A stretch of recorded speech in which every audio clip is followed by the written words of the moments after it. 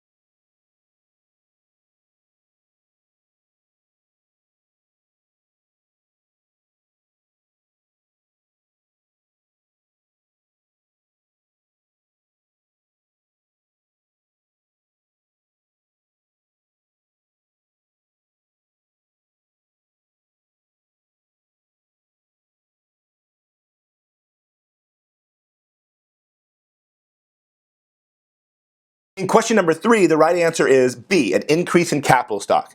So which of the following will cause the short-run aggregate supply curve to shift to the right, which is an increase, right? An increase in aggregate supply. The right answer is capital stock, which means machines, tools, factories. If we have more of that stuff, then we can produce more. The right answer is B. The wrong answer is A, an increase in consumer spending. Not in the short run, no. More spending could lead to more production and we producing more stuff. in the short run, but it definitely doesn't mean that we can produce more stuff and we're actually increasing aggregate supply. This is just movement of the aggregate demand curve in A. So it's not A.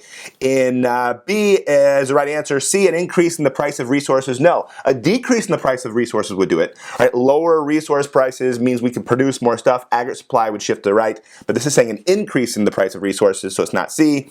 A decrease in labor productivity, same thing, right? If there's less productivity, then we're going to produce less. And E, an increase in government military spending, that would be shifting aggregate demand, just like up there in A. So A and E are wrong because they're shifting aggregate demand. The only one that's shifting aggregate supply to the right is B. In question 4, we're talking about net exports and the relationship between two countries. In this case, Canada and the United States. So Canada buys a lot of stuff from the United States, except they have a recession. Their incomes go down and their GDP goes down and they're buying less stuff, including stuff from the United States.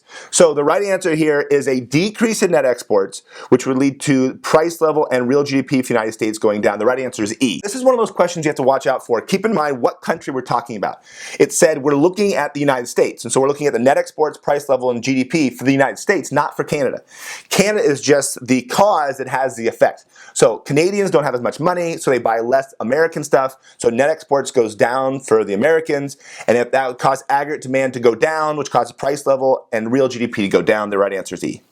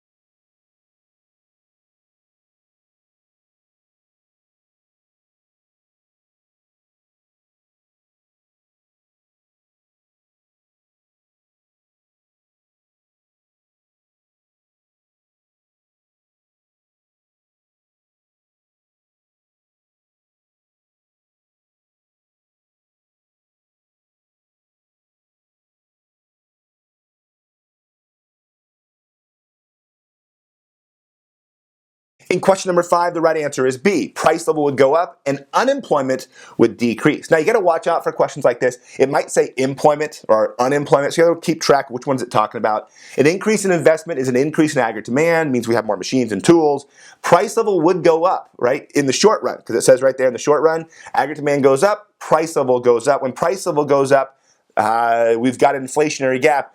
Unemployment would fall, right? There'd be more people having a job because we have more machines and tools and factories to produce stuff, and aggregate demand has gone up, and so the right answer is B, no doubt about it. The other ones don't make any sense. Again, you got to keep in mind, you got to draw the graph. If you draw the graph, these questions are really easy, right? An increase in investment, investment is a shifter of aggregate demand. So you draw the graph, aggregate demand shifts to the right, price level goes up, quantity goes up. And when the quantity goes up, that means we're producing more stuff, that means we have more jobs, so unemployment actually goes down. So again, just use the graph. It'll give you the answer every time. In question number 6, right answer is B. It'll decrease the short aggregate supply curve and decrease the output. So we're going to produce less stuff when the cost of resources goes up. The right answer is B. The answer is not A because it wouldn't increase the short aggregate supply curve or increase the long aggregate supply curve. That's something that means we can produce more stuff indefinitely. That's like a positive supply shock, a permanent positive supply shock in A, so it's not A.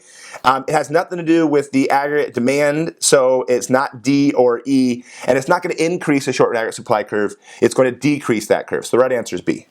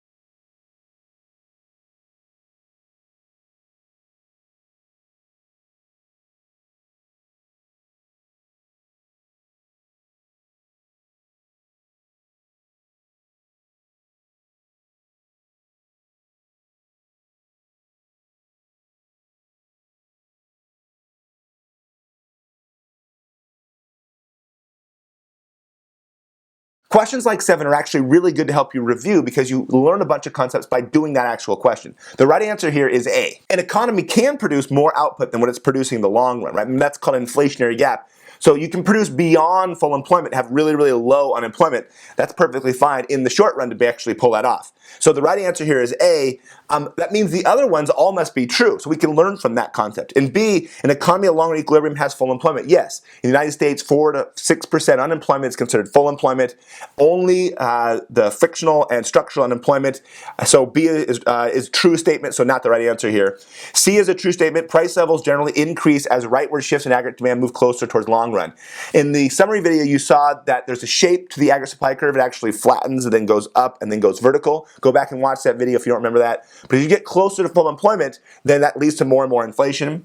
And D, it's true. In the long run, wages and resource prices increase as price levels increase. So that's true in the long run adjustment that could occur. And then E, in the long run aggregate supply curve suggests there's no relationship between price level and real GDP. Yes, that's why the curve is vertical. So the long run aggregate supply curve says there's no relationship between price level and GDP in the long run. In question number 8, it's talking about the idea of economic growth, right? What's going to happen to the long run aggregate supply curve and how does that curve shift? So the right answer is C, a rightward shift in the long run aggregate supply curve. An increase in investment means more machines, tools, factories, more capital stock. So the aggregate supply and the short run aggregate supply and the aggregate demand would shift to the right, and so would the long run aggregate supply. Remember, that's the idea of economic growth. Now, E is wrong because it's not an inward shift in the production possibilities curve, it would be an outward shift. So the long run aggregate supply curve shifting to the right is like the production possibilities curve shifting outward. Now, I made a video about economic growth. If you haven't already watched that one, watch it again or go back to the summary video. We're going to come back to this idea of economic growth in the last 2 questions in this quiz.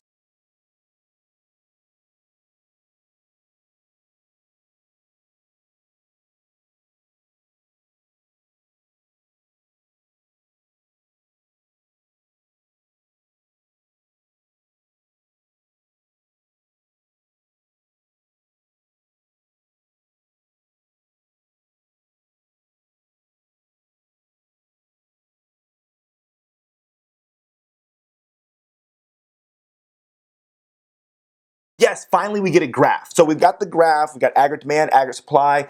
Where aggregate demand and aggregate supply meet, that's equilibrium. The long aggregate supply just tells us where we would be at full employment.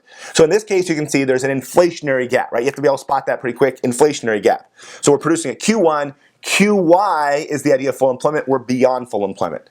So this is saying what will happen to the economy if it adjusts to the new long run. So eventually the economy will go back to long run. How does that happen? Well, the right answer is aggregate supply will shift to the left as wages increase. The answer is B. Remember, the long run aggregate supply curve is there for a reason, right? The economy in the long run will be ending up right there.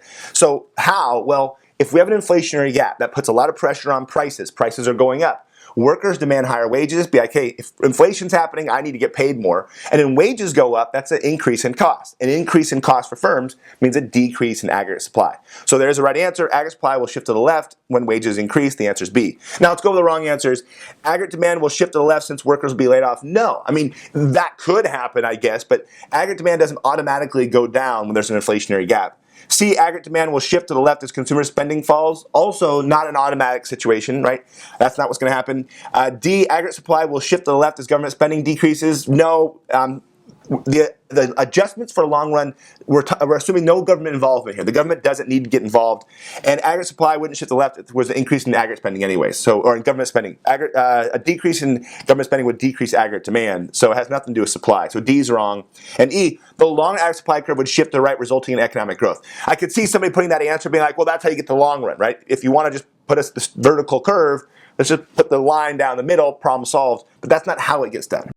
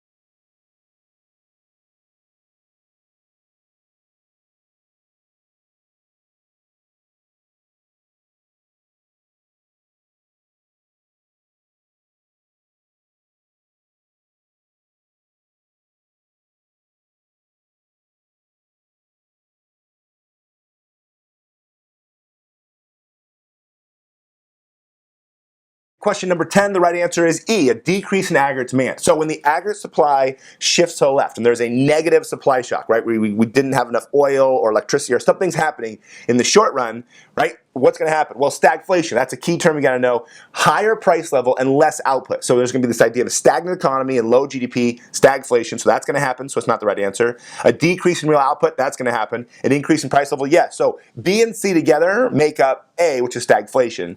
D, an increase in unemployment, yes. Less output means more unemployment, and it has nothing to do with the aggregate demand. So E is the right answer. A decrease in aggregate demand is not going to happen when there's a negative supply shock. In the summary video, I spent a little time talking about classical versus Keynesian economists. In this one, it's asked about classical economists, what happens when there's a recession? When there's a recession, how does it automatically go to long run without the government getting involved? So the right answer is D, wages will decrease, causing aggregate supply to increase. D is the right answer on this one. Now, you know E wasn't the right answer because sticky wages and the idea of government action is a Keynesian idea. It's not classical economists, so E's out. In C, autonomous consumption will cause aggregate demand to increase. No, autonomous consumption stays the same. It's the amount of spending people do no matter what. So it's not C. Deficit government spending should be used. No, that's not classical economics. So that one's out. B's out of there. And A, consumer spending will increase, shifting aggregate demand to the right. Could that happen? Yes. Could people spend to get out of a recession? That's possible. But classical economics doesn't suggest that we wait for people to spend. It's saying we just wait for markets to recalibrate. Prices will go down for resources. Aggregate supply will shift to the right. We'll be back in long run.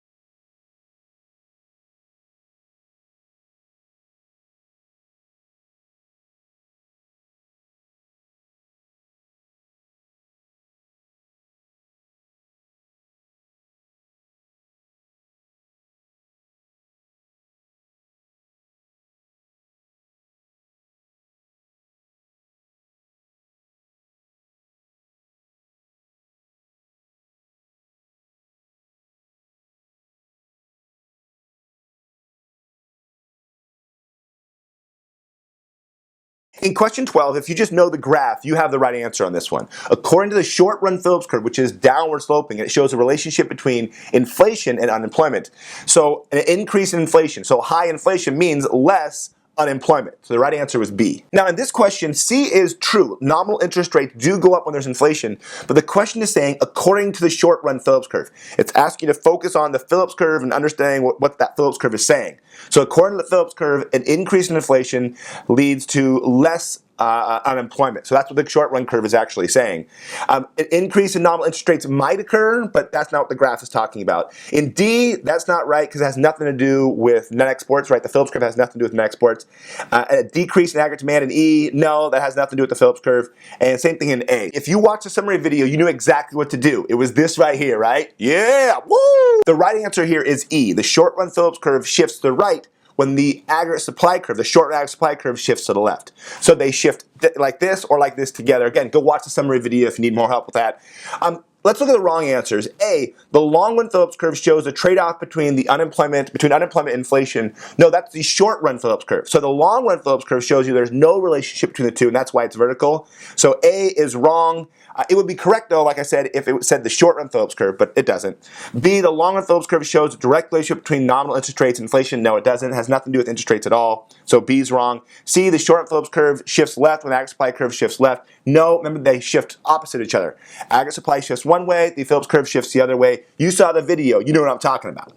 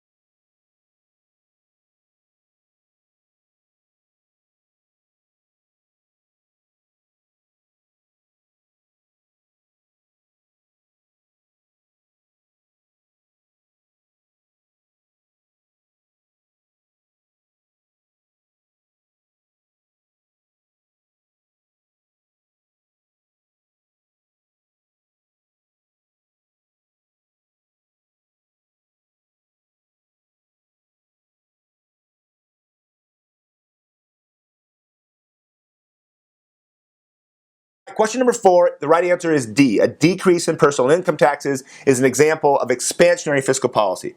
Now, if it asks for contractionary fiscal policy, then the right answer would be E. A decrease in government spending on public works programs would slow down the economy. Remember, expansionary fiscal policy is one of two things, right? Government spending or taxation, either increasing government spending or cutting taxes. The right answer, D, decreasing taxes, is the answer to the question. A, B, and C are all talking about something else called monetary policy. So fiscal policy is just spending and taxes. That's it. Affecting the money supply and affecting interest rates, that's all something else that the Fed does through monetary policy, a different concept entirely. Question 15 is deceptively difficult.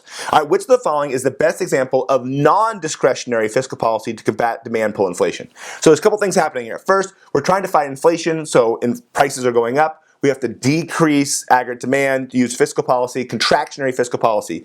So that means we're either going to increase taxes or we're going to cut spending, right? One of those two things, that's fiscal policy to fight inflation. So we know that. Next, non-discretionary fiscal policy. So it's not up to the Congress's discretion, the president's discretion to change something. So it's not new policies. This is something already on the books. So A, new economic stimulus legislation, no. First of all, if it's a stimulus, that's increasing aggregate demand, that's leading to more inflation, so it's not A. The right answer is B. Progressive income tax is the idea that you have tax brackets, and the richer you are, the more income you make, the more taxes you pay. So when the economy is overheating, we have an inflationary gap, that's going to lead people to be paying more taxes, right? Higher taxes is a way of fighting demand pull inflation, right? People are paying more taxes without passing a new law. So the right answer is B. Crowding out, no, that's a concept we'll talk about later on. D, an increase in federal funds rate, that's monetary policy stuff, that's not it. And E, a decrease in government spending on national defense, you probably put that as the right answer, but that is discretionary fiscal policy. That's not non-discretionary fiscal policy. Non-discretionary fiscal policy, the automatic stabilizers, these are laws already in the books that move the economy counter-cyclically. So when there's inflation, it'll slow down the economy. When there's unemployment, it'll speed up the economy, right? The right answer was B.